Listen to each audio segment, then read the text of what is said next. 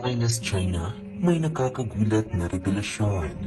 Isa sa pinag-uusapan ngayon sa social media ay ang banggaan sa pagitan ng mga kilalang personalidad na sina Finest China at pambansang Marites na si Sian Gaza. Nagsimula ang banggaang ito nang mag-post ng blind item si Sian tungkol sa isang social media personality na di umano'y nanloloko lamang sa SOCMED at palabas lamang ang pamimigay ng milyones. Wala mang inilahad na pangalan si Sian, pero damakmak naman na mention at tags ang inabot ni Finest China.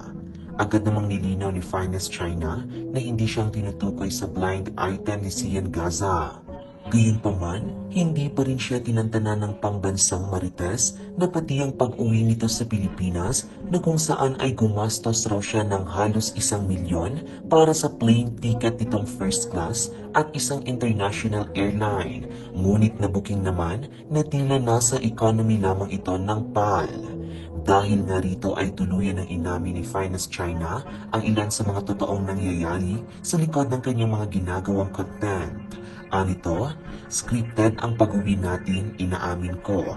Pero at least, nakauwi ng Pinas at kinita ko lahat ng nagmamahal sa akin. E kayo po, bakit di po kayo makauwi, Sir Christian? Ano pong reason? Wala na po ba kayong makontent? Kasi nagapak po ang engagement nyo, kaya sa akin kayo kumakapit? E Finest China lang sa kalam. Hehe. Dahil dito, maraming netizens nga ang nadismaya sa ginawa ni Finest China. Hindi tuloy mapigilan ng ilan na paghinalaan ang mga ginagawa nitong pamimigay sa social media. Ngunit mayroon din namang ilan na noon pa man daw ay duda na talaga sa mga ipinapakita ni Finest China sa SOCMED. Finest China, you have to be honest on your contents. Still mali pa rin ang magpa-feeling ambisyoso na naka-United Airlines worth 900k at ang ending Philippine Airlines lang. You have to be honest sa contents mo. Millions of people nanonood sa'yo. Magaling siya gumawa ng content, hakot viewers, followers.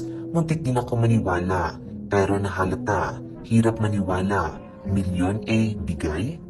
Samantala, nilinaw naman ni Finest China na ang tinutukoy niyang scripted sa kanyang deleted post ay ang di umano'y pagbabawas, pagdadagdag o pag-exaggerate sa mga pinapakita niya sa kanyang content upang mas maging entertaining umano o mag-enjoy ang mga manonood.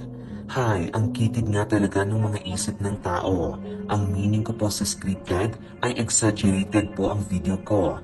Nilalagyan ko po ito ng fun. Nilalagyan ko po ito ng script, meaning nilalagyan ko po siya ng entertainment para ma-entertain ko po kayo. Hindi yung scripted na peke.